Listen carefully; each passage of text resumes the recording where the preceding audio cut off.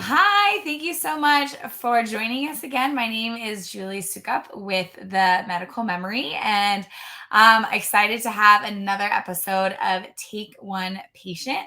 It's a great resource now that we're starting to look at virtual and recording and all of the things to talk about patient communication and communication excellence. I'm very excited to have Dr. Ronnie Strickland join me today as far as working with Cardinal Health. Hi, Dr. Strickland. How are you? I'm doing well. How about yourself? Great. So I think what would be most useful to start is actually for you to talk a little bit kind of about your background, starting in as a pharmacist and starting in that capacity, and kind of how you got into more of an operational role with Cardinal and what you're doing now. Sure. I'm a 1992 graduate of Campbell University School of Pharmacy. I do have a PharmD degree. Worked the first part of my career in a retail setting and moved up into operations management there. And, things just got to the point where, the retail grind kind of got to me. So I went back into a hospital, which was my original love. I actually worked my entire pharmacy career or during the time that I was in pharmacy school in a hospital pharmacy. So I moved back, worked my way up through operations, and I was actually a pharmacy director of a small rural hospital, licensed 100 bed. We had a 50 bed nursing home that was owned by the hospital. We also had 12 physician clinics that we owned. And this was back in the early 2000s. So that was kind of a novel approach at the time. Yeah. So I know there's a lot more of that that goes on now, but back in the early 2000s, it was not very common for health systems to own physician clinics. So, as we move to advance our pharmacy practice there in the hospital and increase the offerings, one of the things with us being a small rural facility, we closed at 9 p.m. at night.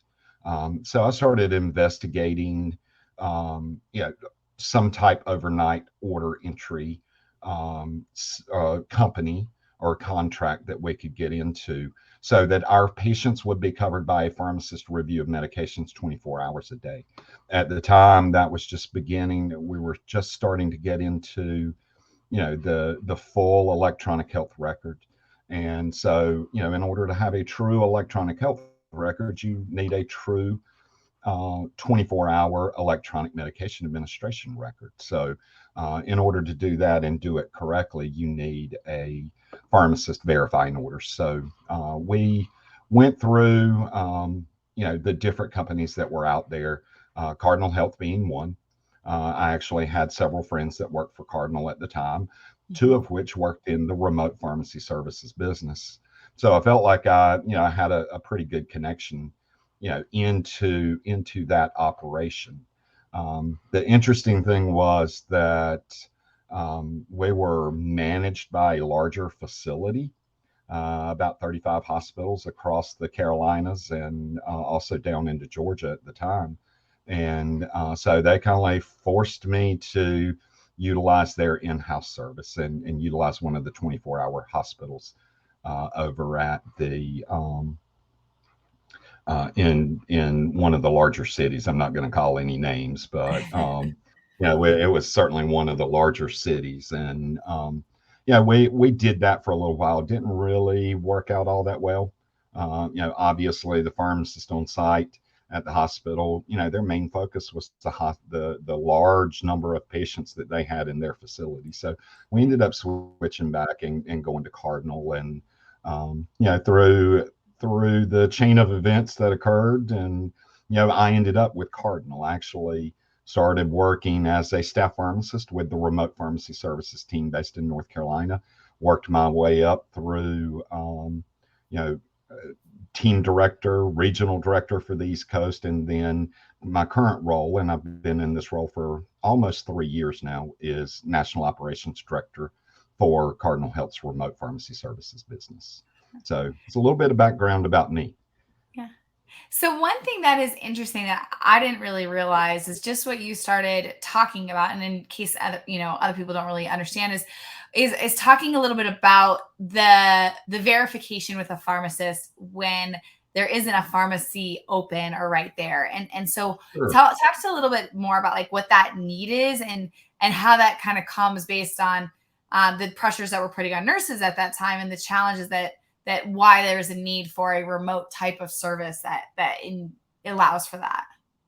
Yeah, Julie, you hit the nail on the head. It's very important. Most of your regulatory agencies or your accreditation agencies for hospitals, they require the same level of care, 24 hours a day, 7 days a week. So what would happen when our pharmacy would close at night? Our automated dispensing machines, and you may hear me refer to those as ADMs moving forward throughout the conversation. They're placed on override, and the nurses actually would just, the requirement, if they had something that needed to be administered during the night, they would go in, override the medication, and they're putting their license at risk on verifying that, hey, there's no drug interactions, there's no allergy interaction, there's all of this is fine, I can do this, and I can administer this to this patient safely. So what having an overnight order entry service does, it takes that burden and that onus off of the nursing staff, and it puts it on a true pharmacist. And the nurses are able to, pick up the phone, call if they have a drug information question. Physicians are able to call if they have an interaction question or any question about a medication for a patient. So it's really, putting that responsibility back where it should be, and that's on a pharmacist. So you have that pharmacist 24 hours a day, 7 days a week, 365 days a year. So Yeah. Well, and that's what's interesting is when we first spoke about it, it was just that you said, I mean, now you have a nurse that's doing a night shift, is already a yep, little shorter staffed, is maybe a little bit tired or whatever, that is now all of a sudden needing to have, a pharmacy, there needing to be a pharmacist also. And just the right. small little pieces that can evolve from that. Which is not even losing your license or his license, but also like the impact on a patient, because if the provider's saying, hey, you need to administer this, well, they're going to administer it, and so it's definitely kind of like brings about like a wow, there's a challenge in this system, especially in more rural or hospitals that don't have as much staff, issue that you guys are really truly solving in that complexity or in that piece. Absolutely. Yeah, I mean, and the thing that we need to keep in mind, in society today, we have more and more and more healthcare professionals. I'm not just going to say nurses, it's also pharmacists, it's also physicians that are being, criminally charged for medication errors. Yeah. And we follow, one of the things that I am big on is I follow a just culture. Yeah, and when you have a system where a nurse is having to make a decision on, is this medication safe for this patient, then you have a system that is set up for error. So by not having some type, pharmacy service 24 hours a day, whether that be remote or whether that be on site, you're really, you have a system that is setting people up for failure. Right. Well, and that's one of the things we had talked about too is, COVID shifted a lot of things in a really positive way where now, the resources are there as Yep. far as tech wise, even functionally wise, to be able to better educate patients. Also, medical memory, we do a lot with educating patients, even sometimes, sending videos on behalf of the pharmacist, on behalf of the pharmacy, on behalf of the provider, just on the education side of it, but also the ability to get this like virtual support for nurses that may not understand it or need to like have that, stop put in place virtually, So how is even that ideation that you have really shifted to that virtually since COVID? Well, one of the things that we've seen, and years ago, our bread and butter customer was that small rural hospital, 50, 75 beds that really couldn't afford to have 24-hour pharmacy on site. So, one of the and we really went after and marketed to that customer. Well, COVID, really changed the insight or the thought process of people. Not only, I mean, prior to COVID, how many patients did you know that had gone through a telehealth visit with their physician? Very few.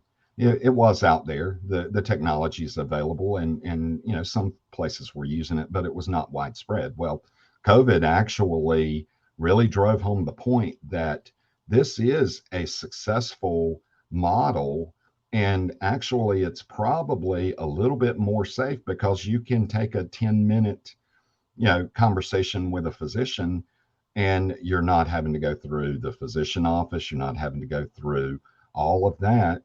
And it's driven home the fact that, hey, we can practice medicine safely from a remote standpoint. Yeah. And we've started to see that more and more state boards of pharmacy are addressing remote pharmacy services. Yeah. They're addressing work at home versus work from a licensed pharmacy. They're addressing, the entire model that we practice. Yeah. One of the good things regarding, the company that I work for, we actually started this business concept back in 2003.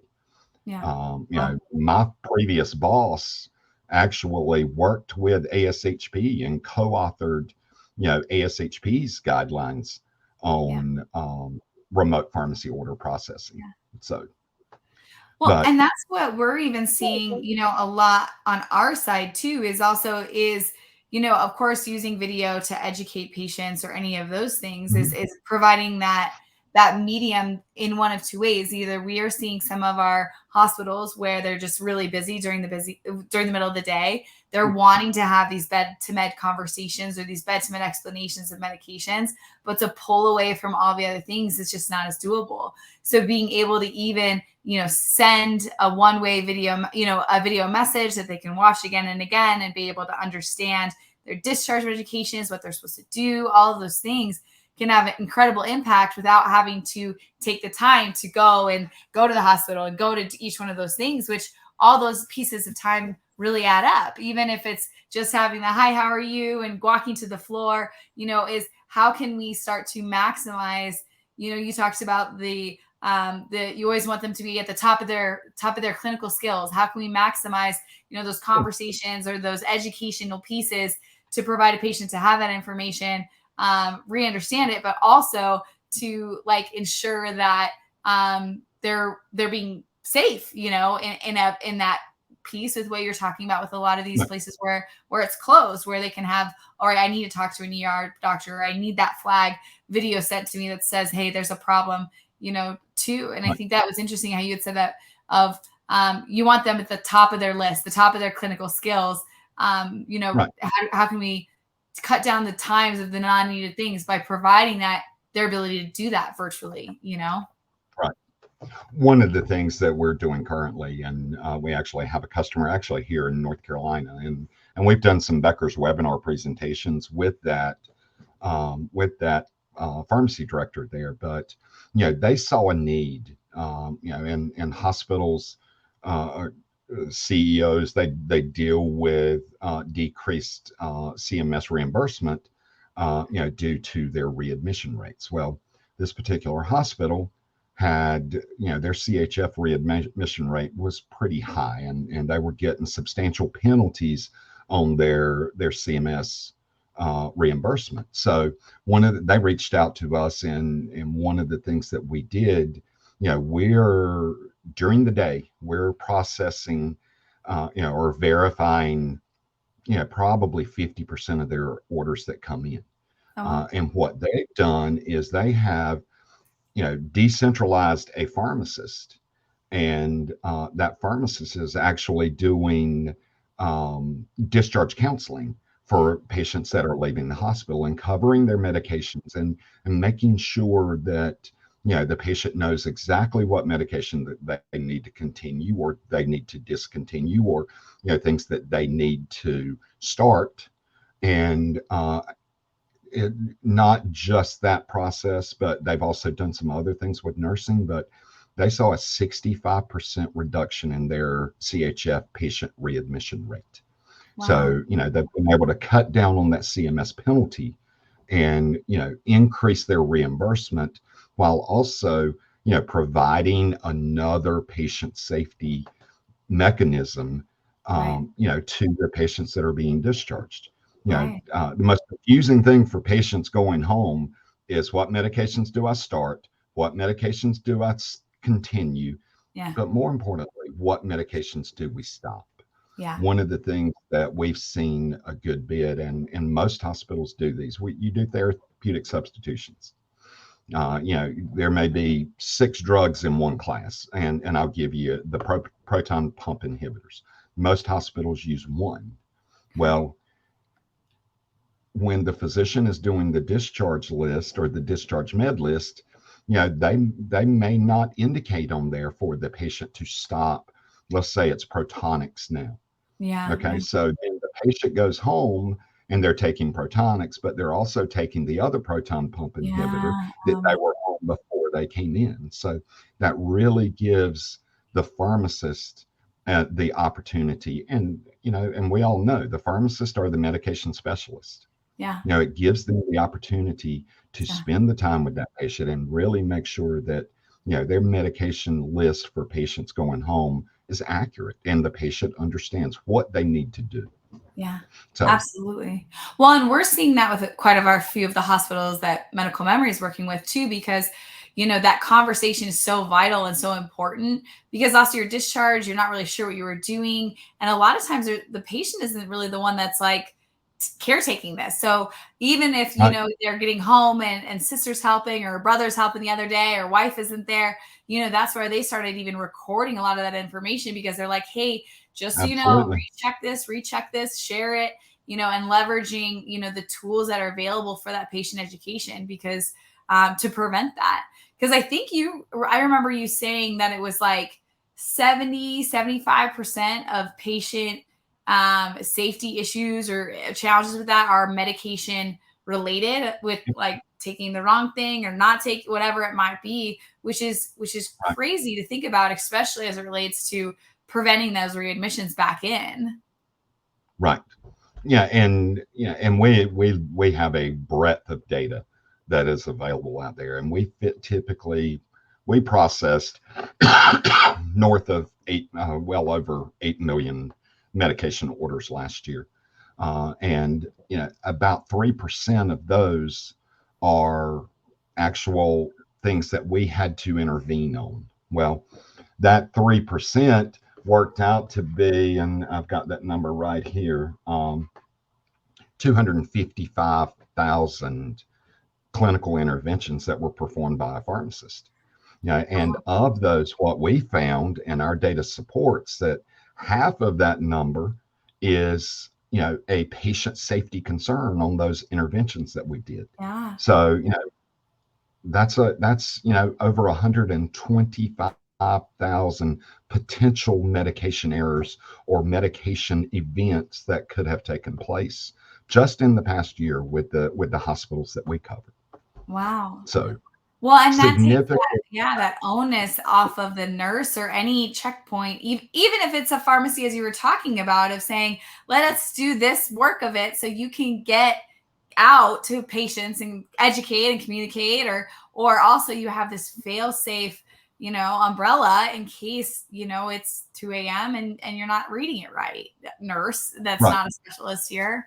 Wow, that's a lot. Ab- That's a lot of people. And I mean, gosh, 250, that's, you can think about it, it's 255,000 people, if some probably right. are doubled, but and It's especially in these significant. things. Yeah, it's very significant. Yeah, and having some type of, whether it be remote or whether it be on site, but yeah, we what we do is really we can free the pharmacist up in a side-by-side situation where, we may be working during the day and that pharmacist is able to go up and do clinical rounds. They Yeah. are able to go up and have that patient interview at discharge, or even have that patient interview on admission as well. Yeah. Yeah. So, for med reconciliation, I Yeah. mean, you know, med reconciliation, and it's something, and it's a program that we're working on right now as well. Really being able to do patient intervention via video Yeah. at the admission to the hospital, or even while the patient's still in the emergency room. Yeah. We all know that if we're not getting accurate medication lists when they come into the hospital, then everything's going to be inaccurate throughout their entire hospital stay. So, Yeah. very important to address the situation, or to address that patient medication history at the start or at the onset of their hospital stay. So, very Right. important. No, absolutely.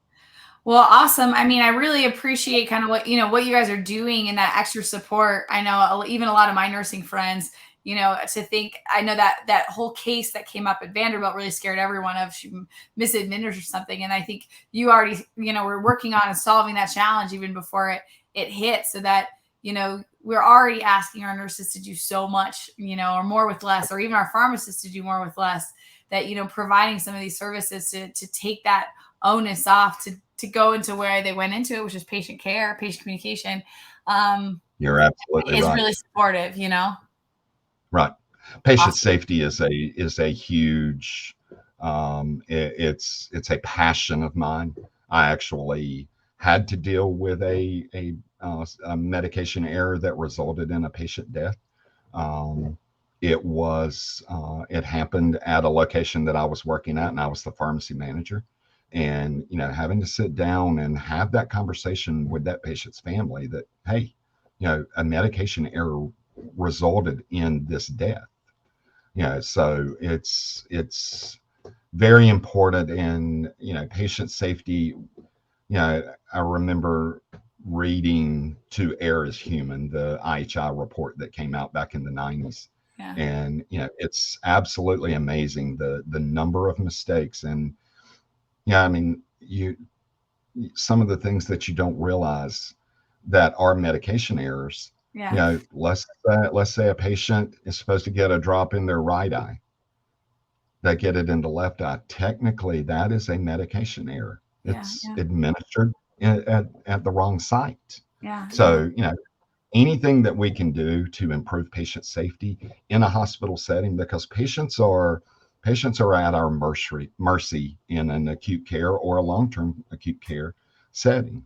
So it's very important for us to put all the mechanisms in place that we can to protect those patients and make their stay as absolutely safe as possible. Yeah. Remote pharmacy services can certainly do that. We can, we've expanded beyond just overnight. I have pharmacists. I have about 175 pharmacists that work for me. Part of them work during the day. Yeah. Not all of them work overnight, and they Yeah. work side by side with some of the pharmacies and in hospitals that we work. So, Right. Awesome. Awesome. Well, thank you so much for joining me and kind of educating, especially me, about some of these places, and how the virtual aspect is really really available now, in a lot of facets that people don't think of. So, you're absolutely right. specifically a patient safety and medication. So I appreciate your time, and thank you so Thank you, much. Julie. And I have certainly enjoyed it, and I appreciate you giving me this platform and this opportunity to talk about my passion, which is patient safety. So, Awesome. all right. Absolutely. Thanks.